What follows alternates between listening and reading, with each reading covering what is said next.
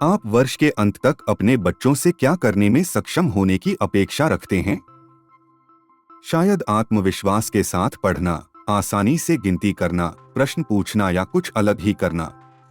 आइए देखें कि सीखने के प्रतिफल इन अपेक्षाओं को आकार देने में कैसे मदद कर सकते हैं। सीखने के प्रतिफल हमारे अध्यापन के लिए एक दिशासूचक का कार्य करते हैं। ये हमें और हमारे बच्चों को स्पष्ट रूप से दिखाते हैं कि हमें कहाँ पहुँचना है। ये साफ साफ तय करते हैं कि एक निश्चित अवधि की पढ़ाई के बाद बच्चों को क्या जानना चाहिए और उन्हें क्या कर पाने में सक्षम होना चाहिए। राष्ट्रीय पाठ्यचर्या की रूपरेखा 2023 हमें इस बात पर ध्यान केंद्रित करने के लिए कहती है कि बच्चे वास्तव में क्या समझते हैं और क्या लागू कर सकते हैं, यानी सीखने के प्रतिफल। इसमें प्रत्येक स्तर के लिए पाठ्यचर्या के उद्देश्य और दक्षताएं सूचीबद्ध की गई हैं।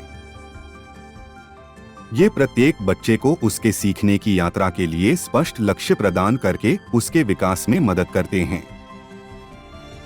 यहाँ आप फाउंडेशन स्टेज, बालवाटिका से कक्षा 2 के लिए पाठ्यचर्या के उद्देश्य देख सकते हैं, जैसे सीजी 8 बच्चों में मात्राओं, आकृतियों और मापों के माध्यम से दुनिया को पहचानने की गणितीय समझ और क्षमता विकसित होती है। इस पाठ्यचर्या उद्देश्य के अंतर्गत विभिन्न दक्षताएं सूचीबद्ध हैं। उदाहरण के लिए C8.8 बुनियादी ज्यामितीय आकृतियों और उनके अवलोकन योग्य गुणों को पहचानना।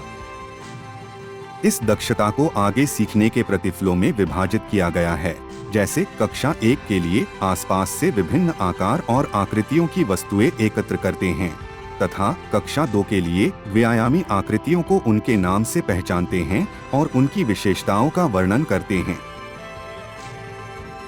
किसी सीखने के प्रतिफल को वास्तव में समझने के लिए हम इसे 2 मुख्य भागों में बांट सकते हैं। पहला है कौशल, स्किल्स। यह वह है जो बच्चों को करने में सक्षम होना चाहिए। इसे समझने के लिए क्रिया शब्दों के बारे में सोचें, जैसे लिखना, पहचानना, समझाना या बनाना। ये सीखने के प्रतिफल के कौशल घटक को प्रदर्शित करते हैं। दूसरा भाग है विषय वस्तु, कंटेंट। इसमें उस अवधारणा या विशिष्ट तथ्यों को शामिल किया जाता है जो विषय से संबंधित होते हैं। उदाहरण के लिए आकृतियां, वाक्य संरचना या जल संरक्षण का महत्व। जब हम कौशल और विषय वस्तु को अलग अलग देखते हैं तो सीखने का प्रतिफल और भी स्पष्ट हो जाता है। कक्षा 2 गणित का एक सीखने का प्रतिफल लीजिए। बच्चे आकृतियों के गुणों के आधार पर द्विआयामी आकृतियों की पहचान और वर्गीकरण करते हैं। बच्चे द्विआयामी आकृतियों जैसे वृत्त, त्रिभुज, वर्ग, आयत और उनके गुणों के बारे में सीखते हैं, जैसे भुजाओं की संख्या, किनारे, कोण और भुजाओं की लंबाई। यही विषय वस्तु है।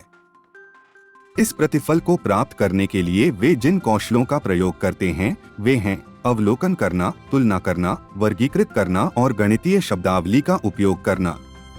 इस तरह विषय वस्तु और कौशल को मिलाकर एक लर्निंग आउटकम हो सकता है। बच्चे त्रिभुज की भुजाओं की लंबाई की तुलना करते हैं। आइए अब कक्षा 2 की भाषा का एक सीखने का प्रतिफल देखते हैं। बच्चे श्रुतिलेख के दौरान छोटे वाक्य लिखते हैं।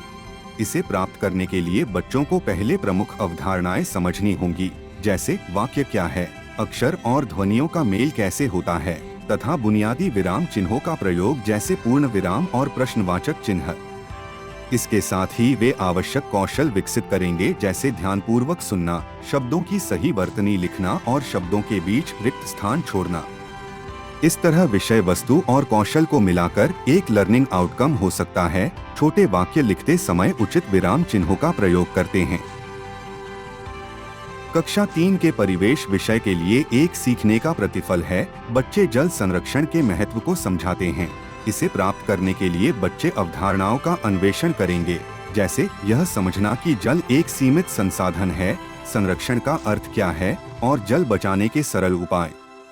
इस प्रतिफल को पाने के लिए वे कौशलों का प्रयोग करेंगे, जैसे जल के उपयोग का अवलोकन करना, अपनी स्वयं की जल आदतों पर चिंतन करना और जल संरक्षण के बारे में अपने विचारों को स्पष्ट रूप से व्यक्त करना। इस तरह विषय वस्तु और कौशल को मिलाकर एक लर्निंग आउटकम हो सकता है पानी बचाने के सरल तरीकों को समझते हैं और जल संरक्षण के बारे में अपने विचारों को स्पष्ट रूप से व्यक्त करते हैं। सीखने के प्रतिफलों को छोटे हिस्सों में बांटने से वे क्रियान्वित करने योग्य बन जाते हैं। जब हमें यह स्पष्ट होता है कि इनमें कौन सा कौशल और कौन सी विषय वस्तु शामिल है, तो सरल और रोचक गतिविधियों की योजना बनाना आसान हो जाता है। आइए सीखने के प्रतिफलों का प्रयोग करके अध्यापन और अधिगम दोनों को सार्थक बनाएं।